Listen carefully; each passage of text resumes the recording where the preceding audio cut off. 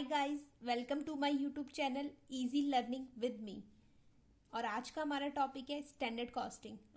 आज हम standard costing के बारे में पढ़ेंगे, एक्चुअल कॉस्ट के बारे में पढ़ेंगे और वेरिएंसेस के बारे में पढ़ेंगे और मेथड्स ऑफ वेरिएंसेस के बारे में।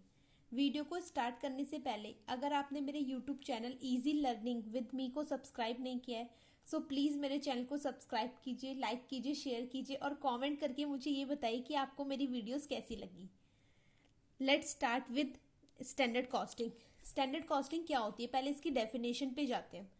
It is a pre determined cost, ये पहले से ही डिटरमाइंड की गई कॉस्ट है, बेस्ड ऑन टेक्निकल एस्टिमेशन। इसका यहाँ पे ये मतलब है बेस्ड ऑन टेक्निकल एस्टिमेशन का, जो ना मीन्स किसके बेस पे है। टेक्निकल एस्टिमेशन मतलब टेक्निकली हम एस्टिमेट कर लेते हैं अपने कि हमारे प्रोडक्शन जो के समय हमारे मटेरियल का कितना कॉस्ट लगेगा, हमारी लेबर का कितना कॉस्ट लगेगा और हमारे ओवरहेड्स का कितना कॉस्ट लगेगा for a specific period of time, किसी भी पीरियड ऑफ टाइम के लिए। तो इसका बेसिकली जो कीवर्ड है ना इस स्टैंडर्ड कॉस्टिंग का, वो प्री डिटरमाइंड कॉस्ट है। अगर कोई आपसे पूछे कि स्टैंडर्ड कॉस्टिंग है तो सबसे पहले जो है हम ये लिखेंगे कि ये प्री डिटरमाइंड कॉस्ट है, मतलब पहले से ही डिटरमाइंड की, पहले से ही निश्चित की गई कॉस्ट, इसे हम बोलेंगे स्टैंडर्ड कॉस्टिंग। और ये किसके बेस पे निकलती है, हम ना टेक्निकली एस्टिमेट कर लेते हैं, ये प्रोडक्शन से पहले ही हम एस्टिमेट कर लेते हैं कि हमारी जो है ना मटेरियल का, लेबर का, ओवरहेड का ना इतना इतना कॉस्ट जो है ना वो लगने वाला है।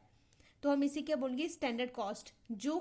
ये जो है प्लान्ड कॉस्ट भी कहलाई जाती है। प्लान्ड कॉस्ट का यहाँ पे क्या मतलब, प्लान्ड कॉस्ट मतलब जो पहले से ही प्लानिंग करके जो हमारी कॉस्ट निकली है, क्योंकि स्टैंडर्ड कॉस्टिंग में हम पहले से ही प्लानिंग कर लेते हैं कि हमारा इतना इतना जो है मटेरियल, लेबर और ओवरहेड की कॉस्ट लगने वाली है, तो इसीलिए हम इसको प्लान्ड कॉस्ट भी कहते हैं।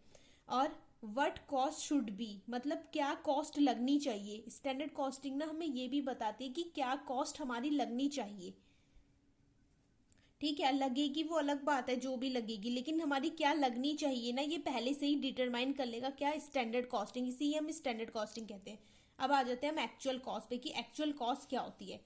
तो एक्चुअल कॉस्ट की जो डेफिनेशन है वो ये है, it means that what the cost is actually incurred for material, labour and overhead for a period of time के लिए, कि ना एक्चुअल में ना क्या कॉस्ट लगी है किसके लिए, मटेरियल को हम यूज करते समय, प्रोडक्शन के टाइम पे, लेबर को यूज करते समय और ओवरहेड को यूज करते समय। तो ना ये जो है ना हमारी एक्चुअल कॉस्ट को दिखाता है कि हमारी एक्चुअल में क्या लगा है।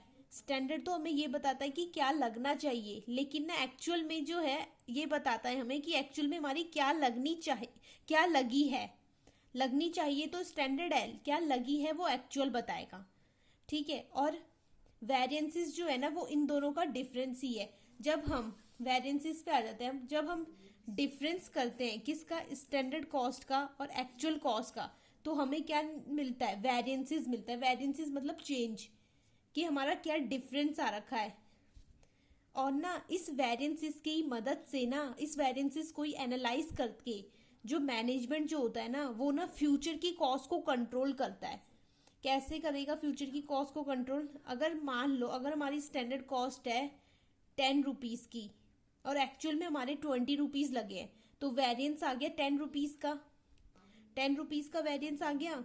तो ना तो जो मैनेजमेंट जो है ना तो वो देखेगा कि 10 रुपीज का हमारा जो है वो वेरिएंसेस आया है, तो जो वो फ्यूचर में, इन द फ्यूचर जब वो नेक्स्ट टाइम प्रोडक्शन करेगा किसी भी प्रोडक्ट की, तो वो इस वेरिएंसेस को ध्यान में रखकर ना स्टैंडर्ड को बनाएगा।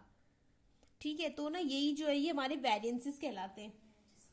जैसे कि अब हम एक एग्जांपल ले लेते हैं कि जो हमारी स्टैंडर्ड है उसमें हमारा मटेरियल जो है वो लगा है 10 का, लेबर जो है वो लगी है 15 की रुपीज, और जो हमारे ओवरहेड हैं वो हमारे लगे हैं 5 रुपीज के।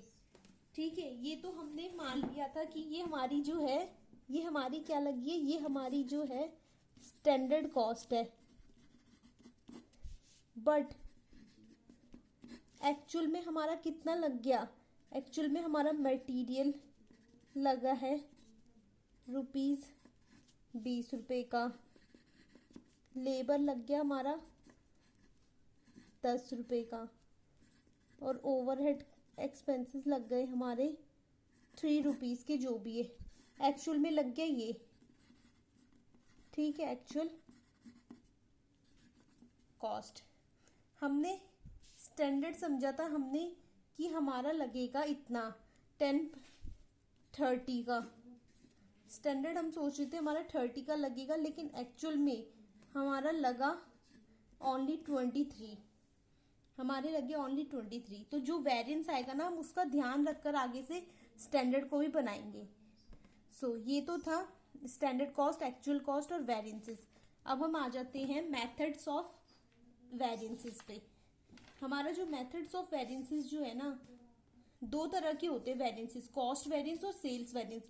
कॉस्ट वेरिएंस जो है ना वो ना हमें मतलब कॉस्ट के बारे में बताता है, जो प्रोडक्शन के टाइम पे जो कॉस्ट लगती है उसमें जो वेरिएंसेस आए हैं ये उसके बारे में बताएगा। और जो सेल वेरिएंस है वो at the time of sale जब हम बेचेंगे किसी प्रोडक्ट को तो उस टाइम पे जो वेरिएंसेस आएंगे उसके बारे में बताएगा। तो कॉस्ट वेरिएंस जो है ना यहाँ पे 3 तरह का होता है, labour material cost variance, direct material cost variance, direct labour cost variance और ओवरहेड कॉस्ट वेरिएंस। ये मटेरियल से रिलेटेड वेरिएंस है, ये लेबर से रिलेटेड और ये ओवरहेड से रिलेटेड, ठीक है। अब जो डायरेक्ट मटेरियल कॉस्ट वेरिएंस होता है ये 2 तरह का होता है, मटेरियल प्राइस वेरिएंसेस और मटेरियल यूसेज वेरिएंसेस।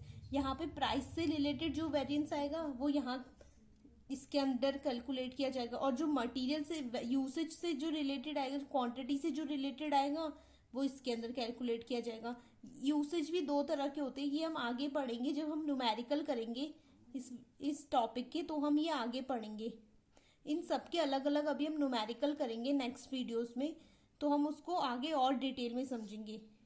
और जो डायरेक्ट लेबर कॉस्ट वेरिएंस है वो भी 2 तरह के होते हैं, लेबर रेट वेरिएंसेस और लेबर इफिशिएंसी वेरिएंसेस। अब ये भी 3 तरह के होते हैं, हम आगे डिस्कस करेंगे।